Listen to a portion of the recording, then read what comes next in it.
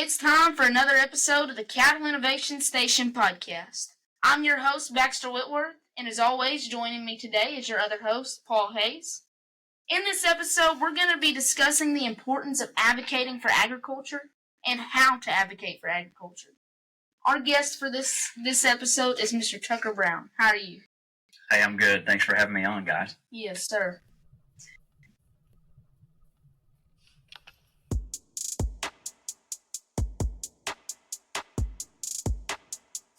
Welcome to the Cattle Innovation Station podcast, bringing you the innovative new ways of the cattle industry. We're your hosts, Baxter Whitworth and Paul Hayes. Together, we're going to be interviewing leaders within the cattle industry. Here on this podcast, our focus is honoring God and innovating the cattle industry. Get ready to listen, learn, and laugh as we help innovate the cattle industry. Let's get innovating.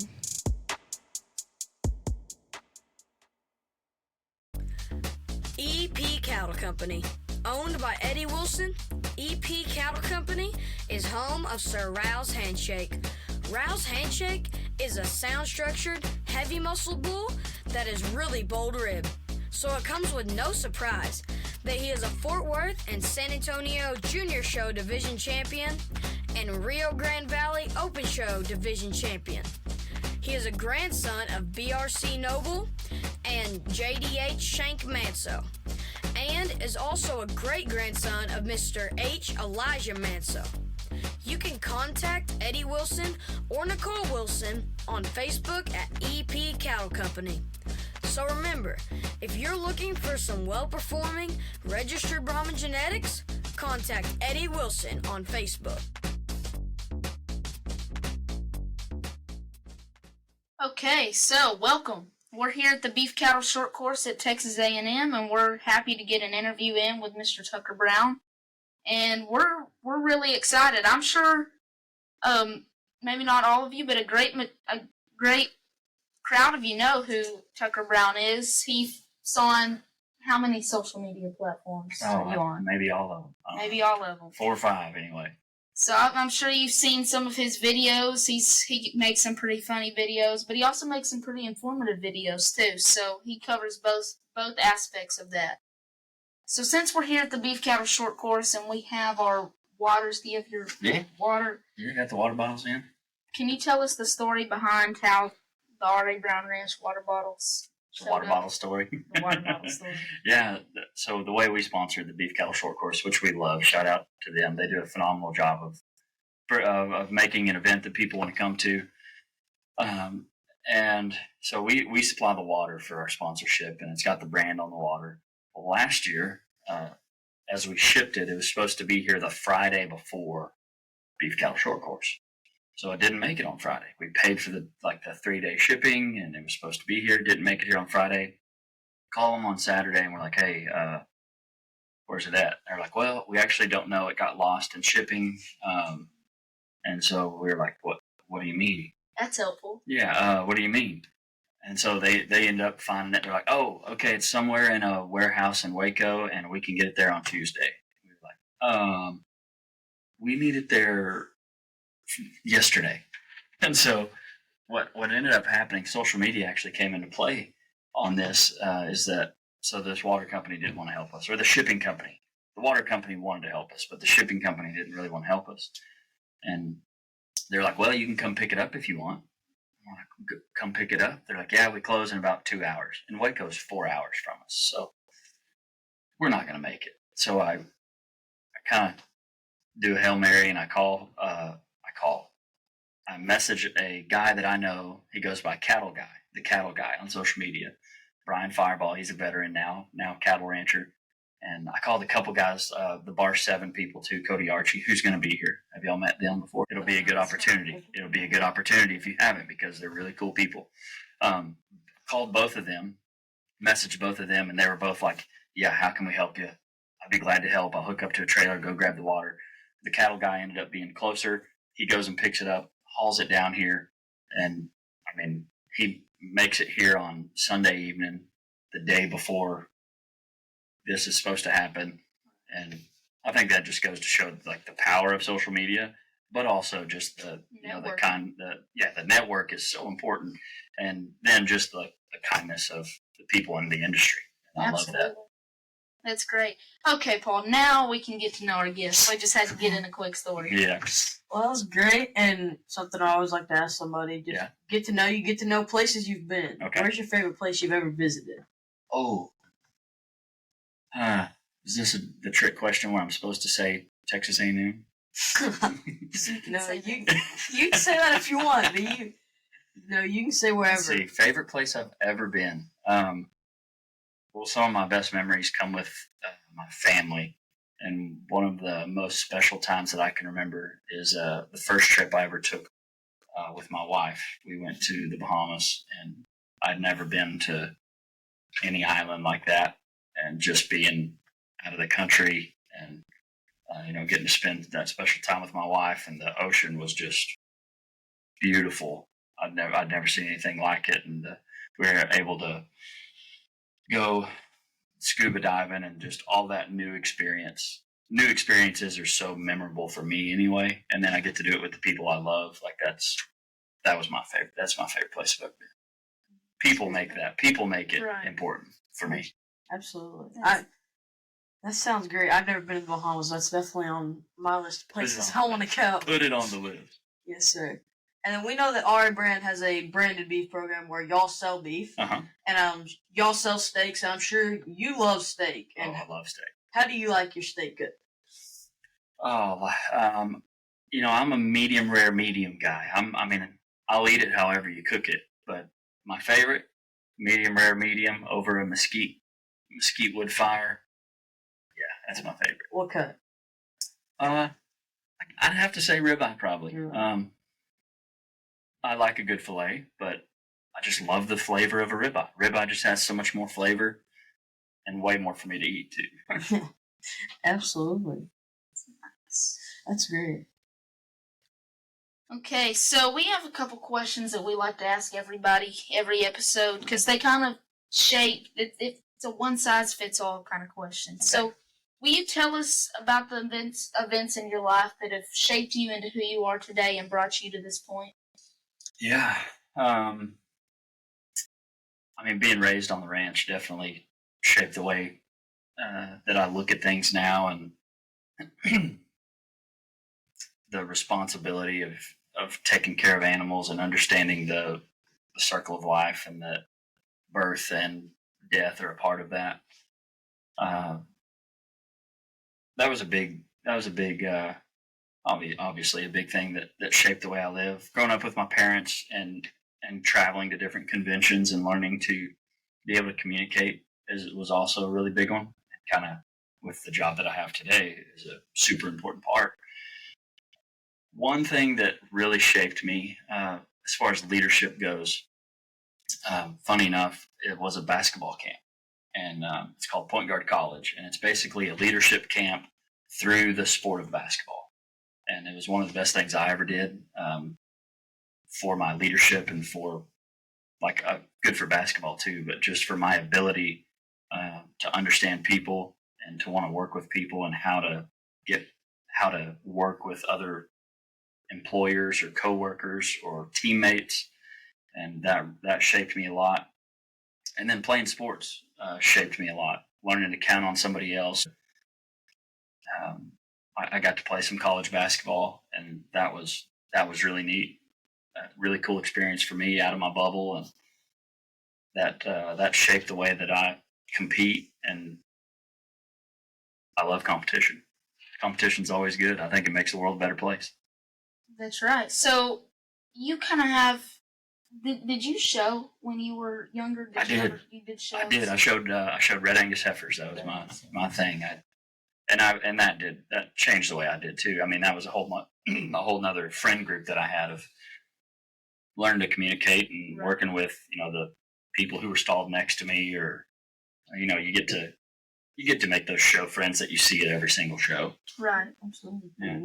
That's how me and Baxter met. That's right. Yeah. We wouldn't know each other living 4 hours away. Uh-huh. If it hadn't been for showing. For the show ring, yeah. But showing was, correct me if I'm wrong, but showing was a part where you got to learn responsibility. But the cattle at R.A. Brown Ranch aren't bred to say, well, which one's going to look best in the show ring. The ones they're bred to say, which ones are going to make the producer the most money. Man, you've done a little bit of homework. Yeah, I try. Yeah. So yes, I can't say that we breed cattle to have success in the show ring. That's not our goal. And so, but we do look at physical traits. We're not just a ranch that looks at genetics, but we take both genetics and physical looks very seriously. And if we can have the best of both worlds, why not? So that's what we do, and that's the way we believe that our bull customers will make the most money, is if we do our job of making them look good and have the genetics to go along with it. Top Notch Cattle Company, selling semen on high quality registered red and gray Brahman cattle that are reproductively efficient, structurally sound, big ribbed, heavy muscled, and deep bodied.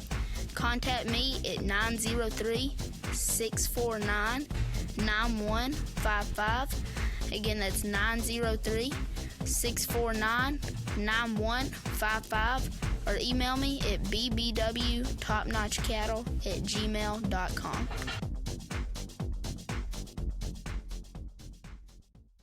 So that perfectly leads us into our next question. Oh, you set me up.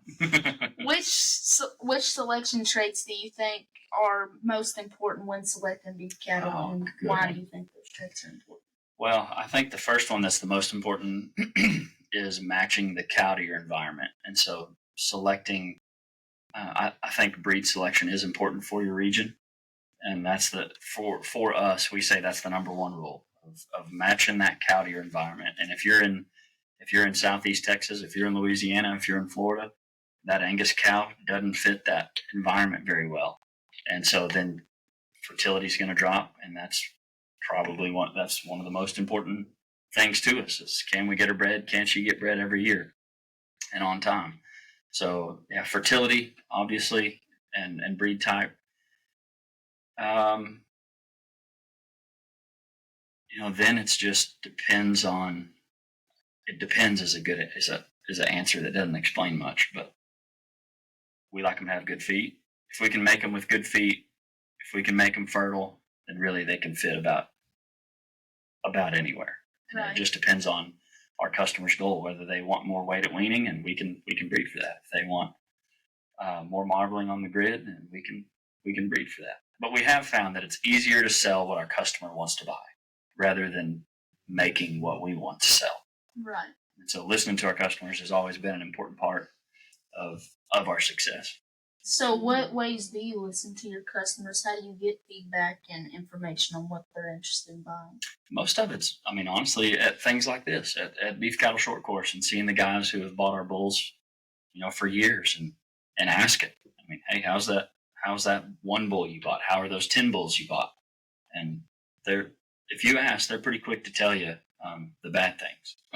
and so lots of times, if you don't ask, they're telling the bad things to somebody else. And so we like to know our customers. People like to buy from people they know and trust. And so the more people we can get to know, be friends with, the better it is for us. But then we can hear that feedback, because if we're not friends with them, we won't hear that feedback. And so asking is honestly a big part of finding out where our bulls have, what weakness is it? Where are they failing at, and what do we need to look at? Because once they leave the ranch, we won't know. Right. That's great. So those are kind of what we call our base questions. We're gonna just talk about, what makes you unique. And so you're a huge advocate for agriculture. A lot of people know who you are. Why is it important for you why is it important for anybody to advocate for agriculture? Telling our story, the ag industry has been saying that probably for about 10 or 15 years. It's like, hey, we need to tell our story. We need to tell our story. And what we found is that if we don't tell our story, somebody will tell it for us. And the wrong people have been telling our story. They've kind of been telling it wrong. And when people think of cows, if they live in the metropolitan areas, typically some of the things they think of is beef, hopefully good beef.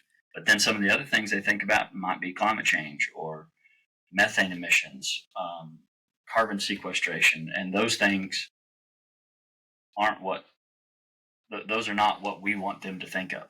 But that's what somebody else has been telling them, is that, cows are the problem, cows are the problem. And so that's why I do think it's important, because the people who live in those metropolitan areas are going to be voting on regulations that will go for agriculture. And whether we think it's important or not to talk to them, I would say most in ag don't. We think more and more all the time, but that it's important. But that's why I think it's important, because it's our way of life. People are now 3 generations separated from agriculture. Their great grandfather had a farm, was the last one in their family to have a farm. And so, yeah, if we don't tell them, I'd rather hear them from us, from this podcast, or from Beef Cattle Short Course, from the Beef Checkoff, from whatever avenue that is. But I would rather it be from our industry rather than from somebody else. Absolutely. That was brought up. Me and Baxter went to a leadership camp a couple of weeks ago, and one of the people that talked to us, he talked about how, well, we need to be telling our story, because there's other people that are willing to tell your story, but they're going to tell it the wrong way. Mm-hmm. And they're going to tell it with details that they want people to believe, not that are actually true facts. Agreed. Well, and I think Paul knows the statistic better than I do. Is it 2% of us feed the rest of the world? Is that correct, or is it 1%? It's something like something crazy like that. One of the really things that puts it in perspective for me is someone had this huge jar, had 100 beads in it. Like 98, 97 of them were white, and then 3 of them were yellow. And those 3 yellow beads were feeding all of the rest of them. And what's crazy about that is, think of all the 97, 98% of people that know that 2%. How many of that 97% know that anybody that's in that 2%? Right. And so if you don't know anybody, then you're, like you said, you're 3 generations removed. Mm-hmm. You don't understand what's going on. I'm going to get your reaction to a video. Can't wait. Hello, everybody. Thank you for listening. Unfortunately, we were not able to play the video on screen because of copyright reasons. However, just so you know the context of the video talked about people not knowing where their food comes from, and that some people, while a minority of people, think that their food comes from the grocery store. So, what are your thoughts on that video? I think that's on the extreme end of people who actually think that meat comes from the grocery store. I don't think there's a very large proportion of people who actually think that, but it is the case. Right. Some do think that, but I think it just shows that we have not done our job of sharing the truth. And that's the cool part, is that that's all we have to do, is to share the truth of what we do. We don't have any lie to tell. We don't have to skew any numbers. All we have to show is the truth. But it also excites me because I know that there's plenty of opportunity for podcasts like this, for platforms like mine, to be able to share that true story. There's a lot of growth that we have the capability to do, and a lot of good that we can still do for that. Of course. Another one of the big things that reaches a lot of metropolitan area people that don't know about maybe where their food comes from or about agriculture is like your ag classes. Mm-hmm. My mom teaches a principal's ag classes, and basically what she goes through the whole year, besides teaching about FFA, is teaching the kids where their food comes from, how it's made, what products are byproducts of ag. Mm-hmm. And I just think that's really cool. And I know a lot of those kids that take our class that have, like, they don't know anything. They're just, ag, that sounds fun. That'll be my elective. Yeah. And I think that it's classes like that, it's podcasts like this that can really help to reach kids that don't know. Agreed. That, or at my school, it's just, I don't want to take band, so they take ag. Yeah. They end up learning something. Yes. So ends up a win-win. Absolutely. So and we're talking about podcasts like this. We're talking about different people that are helping to advocate, like the Texas Beef Council, other social media influencers. Yeah. Have you noticed a legit effect of how people view or react to our industry because of that? Because of influencers, advocates like us? I think so. I see it on my social media platforms of whether it's in the comment section or whether it's shown up to speak at something. So one part of our beef program, we sell it at a store in Fort Worth, and I get to show up to that. I get to show up and I post on social media that I'm going to be there. And whenever people see my social media post and show up for that, I think that shows that it has made a difference. That they show up and they want to meet the rancher, they want to meet the cowboy, and they want to know. They have questions. They have honest questions because they're not around it every day. So, and I'm glad they have questions, and so they want to ask somebody who does it every day. And whenever they just don't get that opportunity very much because of where they live. And so whenever we're able to meet them, when I'm able to meet them at their home, in Fort Worth, they honestly have curious questions. Was they have honest questions like, was this cow taken care of? Yeah, absolutely. Let me tell you how I took care of it. Let me tell you how I take care of these others that are on the ranch grazing grass right now. And you don't have it pinned up, feeding it corn from the day it's born. Let me show you. Let me tell you the truth. So I do think that that it has been really successful in making that. There is room for more. Right. We obviously have a long way to go. But I do think there has been that the influence from whether it's Beef Loving Texans or whether it's from social media platforms, that the effects are real. So I'm just curious. Do you have any haters? I got a lot of haters. There's a lot of haters, and that it depends on what I post, but a lot of times it's from people within the ag industry. Really? Most of it is just people telling me I don't know what I'm talking about. But that's why it's important for me to study what I post, Right. and that what I post is true, because I can lose my credibility fast if I post something that's wrong. Absolutely. But I posted one the other day about grazing and stocking rates, and where we live, it's about 20 to 25 acres per cow. And the haters in the comments talking about either calling me names or saying what I don't know what I'm talking about, calling me an idiot, that's not true. And I'm just like, look, it's we're not all living in East Texas where you can put 3 cows or a cow to 3 acres. Right. We don't have Bermuda grass. And so there's also the thing of where hating on each other within the industry has to stop. Right. It's just we can just like the Beef Cattle Short Course. We're here to teach each other, to learn from each other.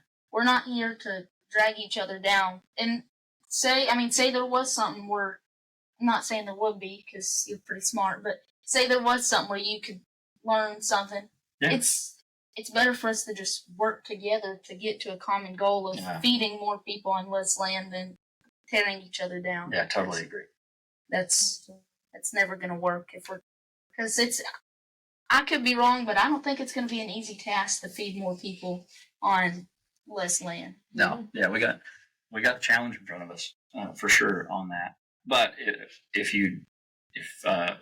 any listeners decide to ever go the social media route of sharing what they're doing, you will have haters. That is a part of it. There will be people who don't like what you post, whether it's true or not, and whether that's on the vegan side or whether that's on the ranching side. You'll have both.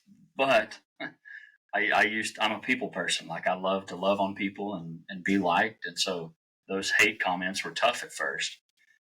But I had a guy tell me, which I like to share, and he said, never take criticism from somebody that you wouldn't take advice from.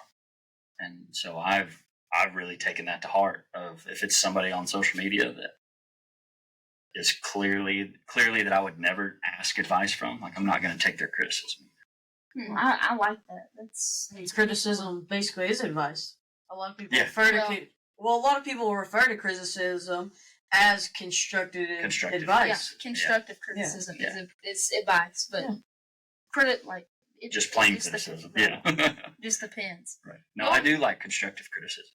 I think people should always ask for that because that's the only way to get better. Going back to advocating and how people are interested in what we do, I think that's definitely true because we're in a time right now where people are very concerned about what's happening in their food. Everyone's wondering, why do we have fluoride in our water? Why do we have preservatives in this? Or why is there dye in our toothpaste? So everyone's just concerned, what are we consuming? And I think now is a great opportunity to show that the way beef or other meats are harvested, they're harvested, they're packaged, they're in a freezer, and so they stay fresh by being in a freezer. They don't have preservatives in them, and so they're, they used to say that beef isn't good for your heart, but we've seen like vitamin K12 being important, and so I think now is just a great time because everyone is changing their mind about how they eat, and now's a great time to show people that beef and other meats are great to eat. I totally agree. We've asked. I don't know if ag has asked for the spotlight, but the ag industry has been clear to criticize the metropolitan areas about what they don't know. Right. Now that food and agriculture has the spotlight, like here's our opportunity. It's true that they don't know that consumers may be ignorant, and they're not dumb. They're just ignorant because they haven't seen it. And so we shouldn't hate them for not having that opportunity.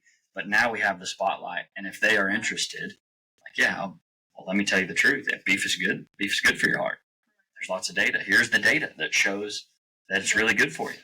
And it's the same that I feed to my family, and I wouldn't put anything bad in my beef. I wouldn't feed my family anything that I think was bad, and I want to give you the same product. Absolutely. And another part of that is, I think what we consider big food is different from agriculture. Big food, I think of potato chips and your processed. What are those? I used to love these. The little the Nerd gummy clusters. I used to love those. That's what I think of. When I hear like a processed big food. Uh-huh. The ultra processed stuff, not stuff that was harvested and processed like it has to be. And so I just think people are kind of realizing a difference to that as well. Yeah, because they do kind of clump us into one. They think factory farming, Right. and there's way too many families behind the beef for factory farming to be what they call us. Right. Isn't it like 98% of ranches and farms are family owned? Yeah, it's 90 something. I don't know exactly but it's over 90%. Over 90% of all family farms and ranches and farms in the U.S. are family owned, and that's a cool story to tell. Like ag has this great story of families and generations, and even the cool stories of like first generation ranchers or first generation farmers. And we just have to, social media has given us the platform to be able to share that, where before we didn't really have a good platform to share that. Right. Absolutely. So we're going to go ahead and go to our next topic and just talk about your social media for a second. Okay. So start us off. What's your goal with your social media platforms? At first, the goal, I didn't really have a goal. It was more just because I liked it. I'm a media guy. I've been doing sports radio now for 11 years. I called high school football games and basketball games. It was a company I started when I was a freshman in college, and I would go cover my hometown football games. I would put that on the radio, online. I would sell ads, and that was the way that I was able to pay for my trips, my 3-hour trips back to watch my brother play football, and I got to announce it. And it took me some great places. I've called games in Dallas Cowboys Stadium and the Alamo Dome and some really big high school football stadiums. And so, and it also that taught me, how to communicate even better. Because if people can't see the picture, I've got to be able to describe it in a way that they can visualize. And so that just made me a way better communicator. And I love sports. And so from a 30,000 foot view, I get paid to talk about sports. I'm like, wow, that's like the best job ever. And now with the social media I have now, it's like, I get paid to talk about cows. Man, that's the best job ever. And it passes. I call it the eye test. Like, what's the eye test? You get paid to do the podcast. Like, man, it's like the best job ever. And so that's it just started for fun. And when I found that there was opportunity for maybe selling an ad, or that people wanted to be a part of the platform that I was building, then I created a business. I didn't start out thinking that it would be a business. It was just me having a lot of fun with media. I love comedy. I love making people laugh. And now I can combine my passions of comedy, media, and ranching. And I guess I started in the spring of 21, April of 21, basically. February, April, somewhere in there. But for 4 years, I've been able to just combine the three things that I love most. And I think that's where people actually find the most joy in their life, is when they get to combine their passions together. And it just took me till 2021 to get all three together. Well, and see, just like us, I mean, we would see ourselves having conversations with industry leaders all the time for an hour, and just all the knowledge that was shared. And we get to thinking, I mean, we're not wasting time, because, I mean, we're learning so much. But at the same time, we can be utilizing that time by recording this and having everybody listen to it. And so I think it was a great move to, just like, absolutely, we can be talking about this right now and not recording. Everyone else would miss out. So yeah, that's the best thing about podcasts, is a lot of times you're already having that conversation, and like it's not like we're acting. We're just sharing the things we love, picking each other's minds, and that's where the good ideas come from. There may be a lot of bad ideas in the conversation we have today, but there will be a few good ones. We just have to sift through those. Absolutely. So, and like you said, and I think that's one part for us making our podcast. When we're trying to make our podcast better, we always try to. Our first couple of episodes, we had great guests, but we were trying to just ask questions that we had written on that piece of paper over there. We weren't.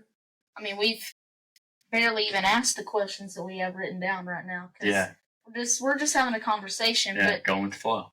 I think that's something that I hope has helped improve. I hope it's made it easier to listen to. I know it's made it easier for me to listen to myself, because before I was kicking myself. And I think you have to go through that stage. And I think that stage scares so many people that they don't start with what y'all had this vision of starting this and had the struggles at the beginning. And everybody does. Right. Like everybody does, even on social media. And then you get asked by your friends, like, are you trying to start a podcast or something? Are you trying to be an influencer? And it's like, kind of. And you have to go through that battle of being bad at it. Right. Because you're going to be bad at it. And going through those learning stages of setting up the audio, of asking the right questions, of going with the flow. But that's you have to get through that. If it was easy, everybody would do it, right? Right. That's the fun part, is that when you do make it to the other side, it's like, whoa, those first couple episodes I did were really bad. And I made it through. Like, that's when it becomes really fun to look back. I look back at my old videos. We were looking at some yesterday, and I was like, oh, that was terrible. That's right. Yes. Well, on our first episode, we joke about how, like, besides reading off the paper, the only other thing we said was "yes, sir." Yeah. We may make a cap someday that just says "yes, sir." Absolutely. That's good, and that's what going back and listening to your stuff is, I think, extremely important. Whether it's watching yourself speak, looking back at your film on your sports, looking back at your calf crop from last year. Like, that's how we realize our weakness or where we can improve. And sometimes in speaking, especially, you don't know those words that you say, those filler words, or how many. I had my dad one time. I was preparing for a speaking gig, and I always speak in front of him. I'll give my speech to him or my mom as practice, or in the camera on my computer, go back and rewatch it, and I'll count the times that I put a filler word in, like or like or And I remember the first time I listened to it, and I was sorry, I didn't know I said that many times. When I had no clue. I said, because I would, not on purpose, but just kind of general habit, I would interrupt Dr. Long. Dr. Long Mhm. just by saying yes, sir, just agreeing with him. See, now I just nod my head when you're talking, Mhm. but I would just say yes, sir. I had no idea. I was on autopilot. I thought we were. Right? I knew. I was stressed. I was under pressure. A little nervous. But I had no idea. When I went back and edited it and stuff, I was like, oh, I went ahead and published it because I didn't want to do Dr. Long a disservice because he did a great job. Mhm. Everyone told us that, Dr. Long did a great job. I agree, but I guess You heard it. you don't be afraid to be embarrassed, I guess is all I'm going to say. But our You interview have to. skills have definitely improved. Hopefully. Hopefully. We think they have. Yes. We'd But love that's to what hear it what takes. you think. Yeah, that's what it takes. It's just the practice and the time. And that's what so many are scared to do. And in ag especially, like putting your face, being the face of something, whether it's your ranch or your podcast or something, we kind of try to hide behind a brand, but like people in our consumers, the beef consumers, like they don't want to hear from the brands. They want Right. to hear from the families. And that's how it's the same way for this. Like people may like the Cattle Innovation Station, but they want to hear from Baxter. Like they want to hear from Paul. And that's what people love, is whenever they can connect with a face, have relatable stories, like go through this story with you of your interview skills or the people you get to meet doing it. That's what people love. Right. Of course. So, Paul, we're getting a little crunched on time. I'm going to ask you to go ahead and Yes. the next question. Sorry, guys. Sorry, no. Oh, it's Well, just go a ahead, bit my fault. Hi guys, I'm your co-host, Paul Hayes, and I'd like to tell you all about my family business that has been going on for over 50 years now, and that is raising quality registered Brahman cattle. Our ranch is called Flat Rock Brahmins, and we have locations in Glen Rose and LaGrange, Texas. And we are here for all of your cattle needs. Whether it's needing show cattle, replacement females, or even a new herd sire, we would be happy to earn your business and watch our genetics excel in your herd. You can contact me by email at paulhayesv@icloud.com or my dad, who helps manage the ranch, at paulhayesiv@icloud.com or over the phone at 817-964-2752.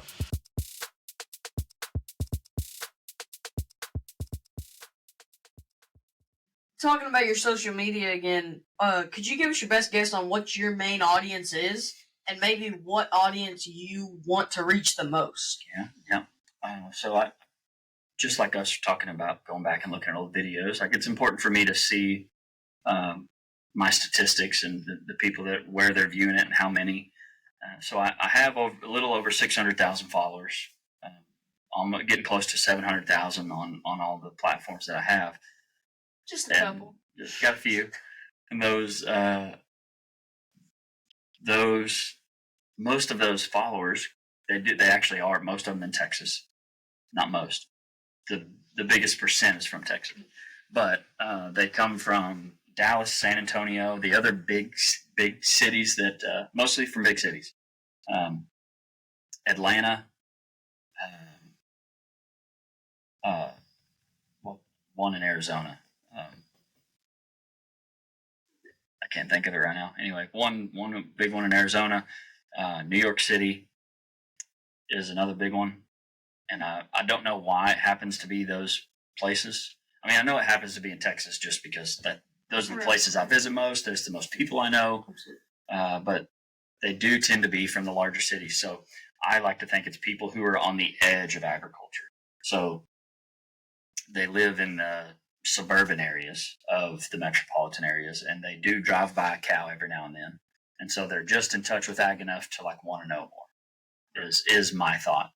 But then you think of New York City, like there's not There's not much. There's not a cow in New York City. I mean, there might be one, but there's not many, and so it's hard to say, what my followers do, but I do think they are not in the ag industry. I know I do have a lot of ag followers because when I come to things like this, when people come up to our booth, like that's the first thing they say is, "I've seen you on social media," so they see it. But what I found is that if I am trying to reach the consumer, that I reach our bull customers along the way. But if I just try to reach our bull customers, I won't really reach the consumer. Right. And so I've had to change the way that I tell my story in a way that our consumer understands. Now, if I start talking about the difference between a cow and a heifer, y'all too know that difference. But if I'm telling a consumer that story still passes you, even though you already know it, you still hear it. You still hear it. So but if I start talking in lingo to you and I, we're the only ones that understand that lingo, and we start talking about yearlings or four weights or average daily gain or some EPDs. Yeah, you start talking about it. And what's their birth weight EPD? Our consumer's going to say a what now? An EPID? Or the funniest one is AI. Yeah, you use AI for years. So our congressman, Congressman Moran, he's been on the podcast before. He came to our town one time and was, doing his, talking to his constituents, and they were going to show him an AI demonstration, and he thought, AI, artificial intelligence. They showed him artificial insemination demonstration. Oh, that's He was great. a little confused for a second. I But he can see learned why. something. Yeah. He knows. I can see why. But the consumer is the person I try to reach, because I can reach the bull customer along the way, the ag industry along the way, and still reach the consumer. So, in that, you kind of answered what I was going to ask you next, is how did you grow your social media? Because I know it's hard, maybe hard for a lot of people to grow, to reach a huge mass of people. And I know you trying to reach the consumer and getting people along the way. I didn't know if you had anything to add to that. Yeah, advice helps us too, because Right. And a podcast is different, I believe, from social media. Like the platform is different. What you talk about is different. This is long form. Instagram tends to be short form, or TikTok or Facebook. So it's a little harder. It's harder to grow fast on a podcast than it is maybe an app. But on the apps, the thing that's helped me the most, that maybe stuff that some in the ag industry don't like, is that I find that my platforms do the best whenever I combine things that are going on today and agriculture. So when the golf Masters was going on, I was trying to figure out how can I mix golf and ranching? How does that go together? So I made a video about, kind of a funny video about how both ranching and golf both really care about grass. We do both really care about the grass. They're caring about the greens, and we're caring about the green we got in our pasture. And so it was a video about future state. Yeah. And so I made a funny video about hitting a golf ball into a cow patty, and then in the caption, it was like, hey, just like Rory McIlroy's reading the greens, ranchers are reading their pastures every day and making sure they're not overgrazing. It's important for carbon sequestration and our soil health. And, better soil health means happier cows, means the ranch stays in the family longer, and it's a win-win-win. And so that's where I have the most success of reaching more people, because it puts it in people's algorithms who are watching what's going on. And most people are, when the Super Bowl's on, I'm going to be talking about the Super Bowl and ranching.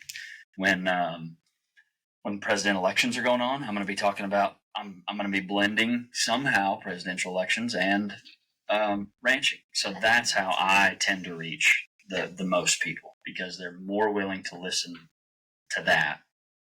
And comedy helps too. I think more, if you're able to laugh at it, I think you're able to learn a lot faster. When somebody gives you some constructive criticism and you're able to laugh at yourself, that, hey, yeah, I did say yes, sir, a lot. Right. When you're able to laugh at yourself like that, that helps you improve so much faster. And that's what I like about comedy and humor, is that we can kind of heal through that process and get better through it whenever we can laugh about it. I make short jokes all the time, so Yeah.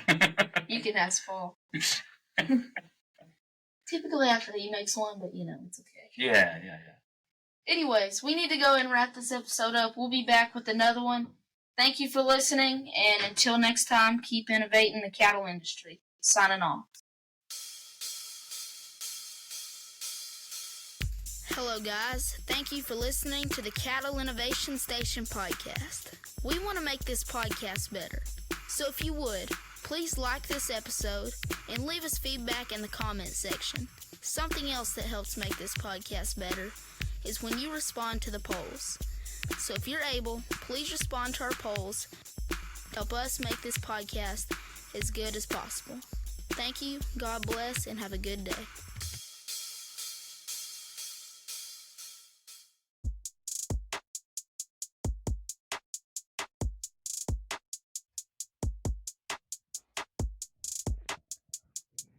Thank you for listening to the Cattle Innovation Station podcast. We hope you enjoyed the show. We're your hosts, Baxter Whitworth. And Paul Hayes. Remember our key verse, Proverbs 16:3. Commit to the Lord whatever you do, and He will establish your plans. Thank you for listening.